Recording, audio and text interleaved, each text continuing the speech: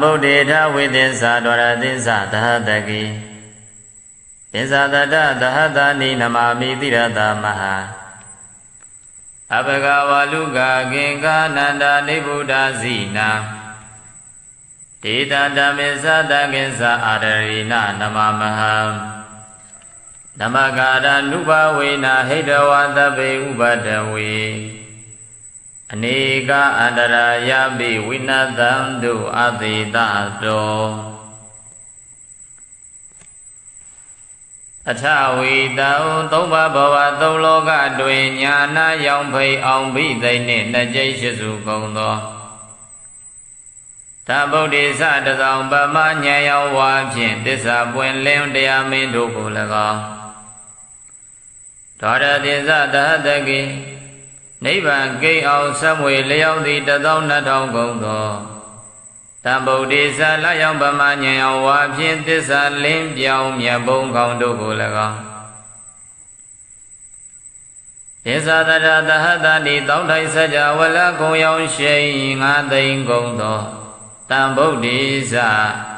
နေအောင်ပမဉာဏ်ရောင်ဝါဖြင့်သစ္စာလင်းထိန်မြတ်မှုနေတို့ကို၎င်းကျွန်ုပ်သည်တိရသာဥကောင်းယရဏမြတ်အင်္ဂါဖြင့်နမမိယိုတိညိုကျိုးလက်ဆုံးမိုး၍ရှေကိုပါ၏ခင်္ဂယခင်္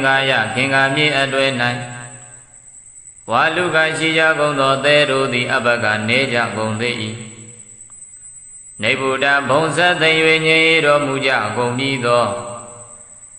ဇိနာနောက်ချက်ဖန်လာမငါးပြားကိုအရိယာမဘုံရောင်စဖြင့်ချိုးပြဲလွယ်ကူအောင်တော်မူသောဘုရားရှင်ပေါင်းတို့ကအနန္တတင်္ချာကနရေတွမ်းမှန်းလဲဆုံးကတိုင်မြောက်မရောက်နိုင်ကြကုန်တေဇိနေသထိုဘုရားရှင်တို့ကို၎င်းဒေသတို့9သိန်း12000နှစ်ကျိရှိသူကုန်သောဘုရားရှင်မရေမတွက်နိုင်သောဘုရားရှင်တို့ဤဓမ္မင်္စတရားတော်မြတ်ကို၎င်းတာကေသတပိသသံဃာတော်မြတ်ကို၎င်းအဟံကျွန်ုပ်သည်အာဒရိဏအာဒရံယိုတိစွာနမမိရှိကိုပိုင်နဘဂရနုဘဝေနဤသို့ရှိခိုးပူဇော်ဖူးမြော်မှန်လျောကတော်ရသောပဏာမကုသိုလ်စေတနာကြောင့်သဗ္ဗေကသိင်ကုန်သောဥပဒဝေဘေးရန်တို့ကိုဟိတဝါပေဖြောက်၍နေကအန္တရာယပိတဘာမကမြာလသွေအန္တရာတို့သည်လည်းအာသေတာသောအကျွင်းချမ်းမရှိသောအဖြင့်ဝိနာတန်သူပျောက်ပြပါစေတည်း